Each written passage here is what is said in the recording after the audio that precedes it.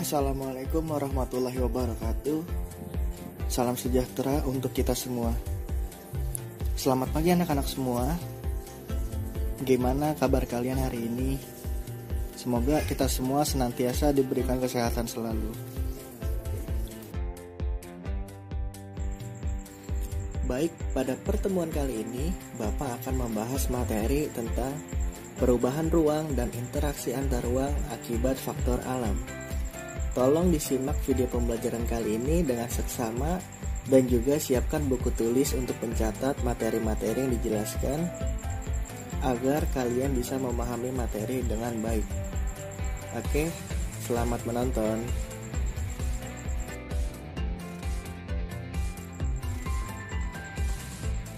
Sebelum kita masuk pada materi, Bapak akan menyampaikan tujuan pembelajaran terlebih dahulu.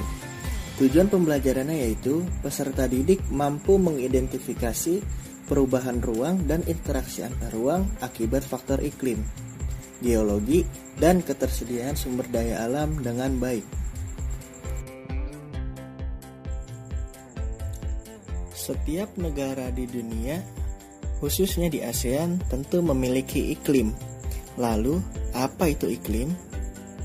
Nah, iklim adalah keadaan rata-rata cuaca suatu wilayah dalam jangka waktu yang relatif lama dan wilayah yang lebih luas. Nah, di sini Bapak berikan kalimat lebih singkat agar kalian bisa lebih paham, yaitu keadaan rata-rata cuaca dalam jangka waktu yang lama dan wilayah yang luas.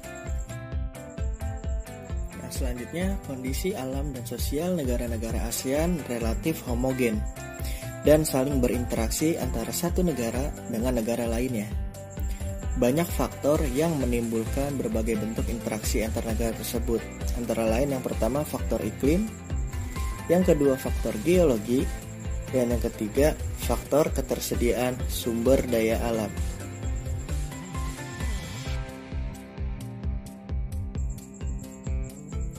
A. Faktor iklim. Faktor iklim dibagi menjadi 3, yaitu sebagai berikut. 1. Iklim matahari, 2. Angin muson, dan yang ketiga adalah iklim fisis. Nah, yang pertama iklim matahari. Iklim matahari merupakan klasifikasi iklim yang didasarkan oleh intensitas sinar matahari yang diterima oleh bumi. Nah, berikut ini adalah gambar mengenai iklim matahari. Nah, iklim matahari di bumi dibagi menjadi 4, yaitu yang pertama dingin, yang kedua sedang, yang ketiga subtropis, dan yang keempat tropis. Nah, yang kedua yaitu angin muson. Angin muson adalah angin yang terjadi karena perbedaan tekanan udara yang besar antara di daratan dan di lautan. Nah, angin muson dibagi menjadi 2, yaitu angin muson barat dan angin muson timur.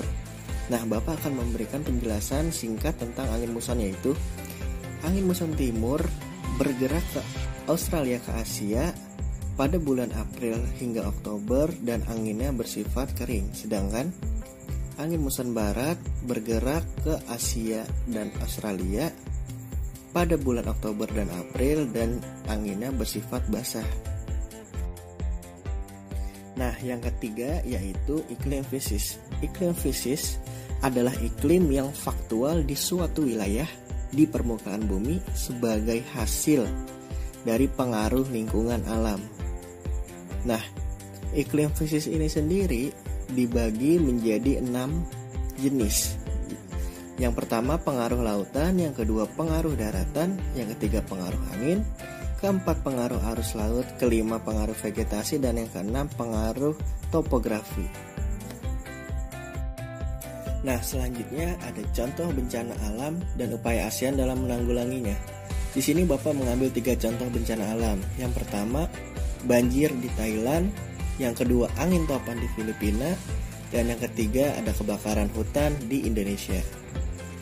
Nah, karena ASEAN merupakan sebuah organisasi yang tentunya akan berupaya menanggulangi bencana alam di beberapa negara yang terkena bencana, seperti contohnya Malaysia dan Singapura yang membantu Indonesia saat kebakaran hutan dengan memberikan bantuan pesawat pemadam kebakaran.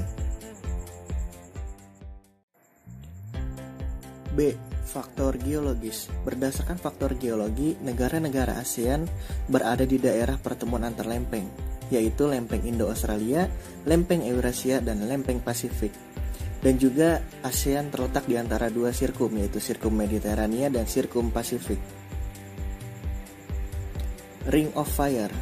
Ring of Fire adalah sebuah wilayah yang terdapat banyak aktivitas vulkanik sehingga terjadi gempa bumi. Walaupun daerah ini disebut seperti cincin, tapi pada kenyataannya Ring of Fire berbentuk seperti tapal kuda dan mencakup wilayah sepanjang 40.000 km.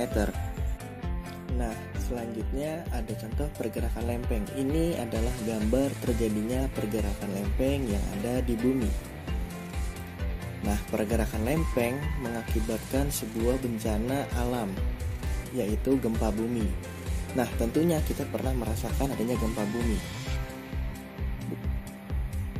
Nah, bila pergerakan lempeng terjadi di laut, maka akan menimbulkan bencana tsunami. Indonesia juga pernah merasakan bencana tsunami, yaitu pada tahun 2004 yang terjadi di Aceh, dan beberapa bencana-bencana tsunami beberapa tahun ke belakang. C. Faktor ketersediaan sumber daya alam. Sumber daya alam dibagi menjadi dua. Yang pertama sumber daya alam hayati, yaitu sumber daya alam yang berasal dari makhluk hidup. Contohnya yaitu tumbuhan, hewan, dan mikroorganisme. Dan yang kedua itu sumber daya alam non-hayati, yaitu sumber daya alam yang berasal dari benda mati. Apa contohnya? Contohnya adalah minyak bumi, batu bara, tambang, gas bumi, dan lain sebagainya.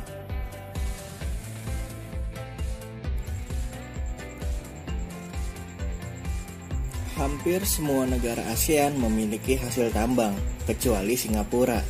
Singapura adalah negara satu-satunya di ASEAN yang tidak memiliki tambang karena wilayahnya yang kecil dan keterbatasan sumber daya alam. Namun, aspek perdagangan dan industri di Singapura sangatlah maju. Nah, karena keterbatasan ini, maka terjadilah interaksi antar negara ASEAN untuk memenuhi kebutuhan sumber daya alam.